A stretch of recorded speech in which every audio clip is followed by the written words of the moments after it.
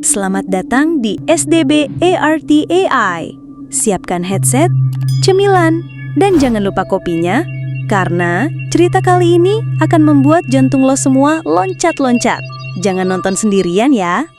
Namaku Ocha, mahasiswa semester akhir jurusan manajemen. Kuliah mulai bikin stres, apalagi dosen killer kayak Pak Widodo. Dosen paling ditakuti satu kampus. Do itu galak, pelit nilai, dan gampang banget ngasih hukuman. Dan gua sama 4 orang temen gua, Fikri, Lina, Randy, dan Santi, jadi korban. Gara-gara telat ngumpulin tugas simulasi bisnis, kami berlima dihukum.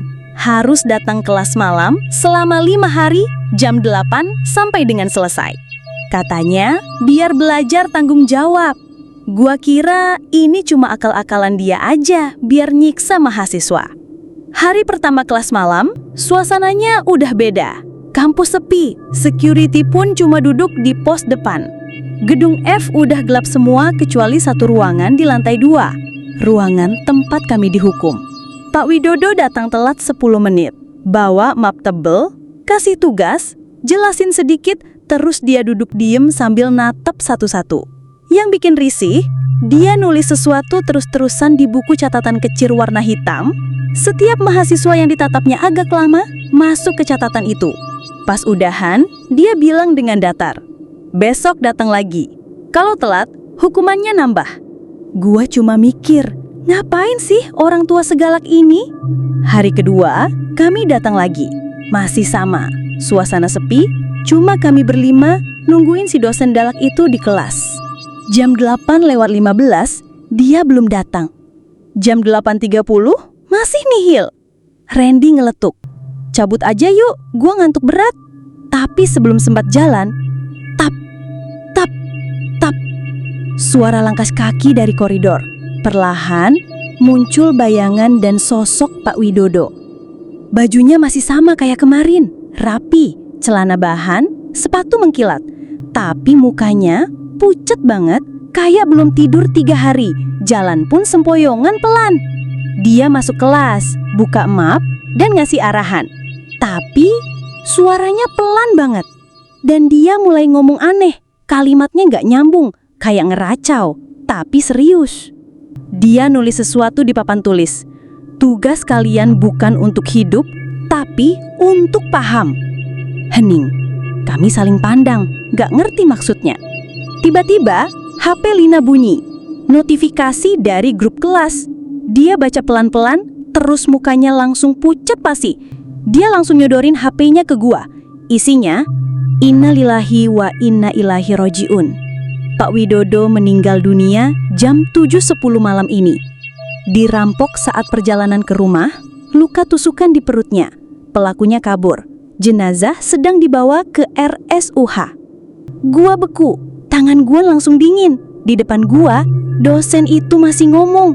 Yang lagi ngajar itu udah mati. Pas Lina mau keluar, pintu kelas ngunci sendiri. Lampu kedap-kedip, AC tiba-tiba nyala super dingin, padahal sebelumnya mati. Pak Widodo berdiri di depan. Mukanya mulai berubah. Matanya merah dolap. Suara napasnya berat kayak orang kesakitan. Tangannya gemetar, terus dia ngelempar bukunya ke lantai. "Kenapa kalian semua gak mau dengar?" Padahal gak ada yang ngomong apa-apa. Dia nunjuk satu-satu sambil ngucapin nama-nama kami lengkap satu-satu. Dan setiap disebut, rasanya kayak ada tekanan berat di dada. Santi nangis, Randy muntah, Lina kesurupan. Gua cuma bisa nunduk sambil komat kamit doa yang gua inget. Tapi dari dalam ruangan, kami gak bisa keluar. Pintunya hilang, gak ada tombol lampu. Jam dindingnya muter mundur. Pak Widodo duduk di kursinya. Dia buka buku catatan hitam kecilnya lagi dan mulai mencoret nama-nama. Satu persatu. Fikri, coret. Santi, coret. Randy, coret. Setiap nama dicoret, ada suara jeritan. Dan tiba-tiba Mereka semua pingsan. Gua tinggal sendiri, gak bisa lari, gak bisa teriak. Pak Widodo jalan ke arah gua. Dia buka maskernya dan mukanya bolong, kayak luka tusukan, masih berdarah. Tapi dia senyum. Belajar selesai. Blam. Gua langsung black out.